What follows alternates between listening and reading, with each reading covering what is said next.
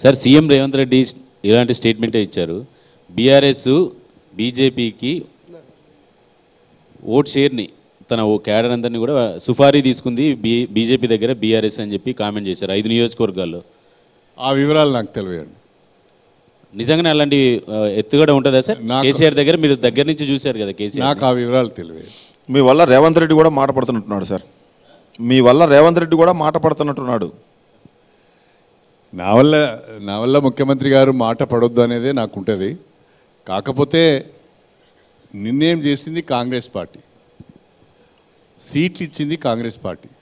ఆ సీట్లు ఇచ్చే విషయంలో నిర్ణయం చేసిన విషయంలో నేను నిమిత్త మాత్రం. మీ జిల్లాకు సంబంధించి మీ నియోజకవర్గానికి పక్కనున్న పొన్నాల లక్ష్మయ్య పార్టీ మారినప్పుడు 82 ఏళ్ల వయసులో ఏం సాగు వచ్చింది ఆయనకి? కాంగ్రెస్ పార్టీ అన్నీ ఇచ్చింది, పిసిసి పదవి ఇచ్చింది, సీట్ ఇచ్చింది, 50,000 40,000 ఓడిపోయాడు ఆయన అని అన్నారు. 72 ఏళ్ల వయసులో కడియం శ్రీహరిని చేర్చుకున్నప్పుడు రేవంత్ రెడ్డి ఏం చెప్తాడు దీనికి సమాధానం? డిప్యూటీ సీఎం పదవి ఇచ్చింది, ఎంపీ చేసింది బీఆర్ఎస్, దాన్ని వదిలిచ్చాడు.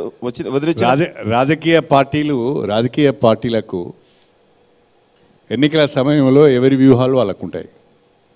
అవన్నీ చెప్పి చేయరు. ఎందుకు చేశారనేది మీకు తర్వాత తెలుస్తుంది. రూల్స్ లేవు, రూల్స్ ఏమీ లేవు.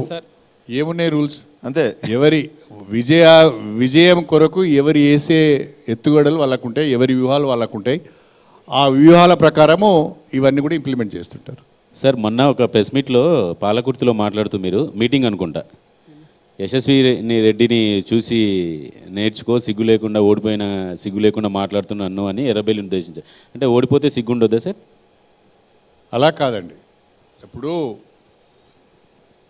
దయాకర్ రావు గారు కలిసే ఉన్నామండి, నిన్నటి వరకు కలిసే ఉన్నాము.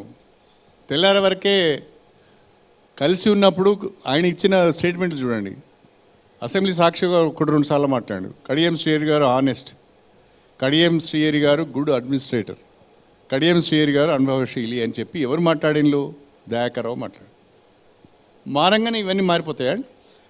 అంటే దయాకర్ రావు గారు ఒక 50,000 ఓట్ల తేడాతో ఓడిపోయిందంటే ఆయన అహంకారం ప్రజలపైన ఎంత ప్రభావం చూపించిందో అర్థమవుతుంది. కాబట్టి నేను ఇప్పుడు కూడా చెప్తున్నా దయాకర్ రావు గారికి, అహంకారం మానుకో, వ్యక్తిగత విమర్శలు మానుకో.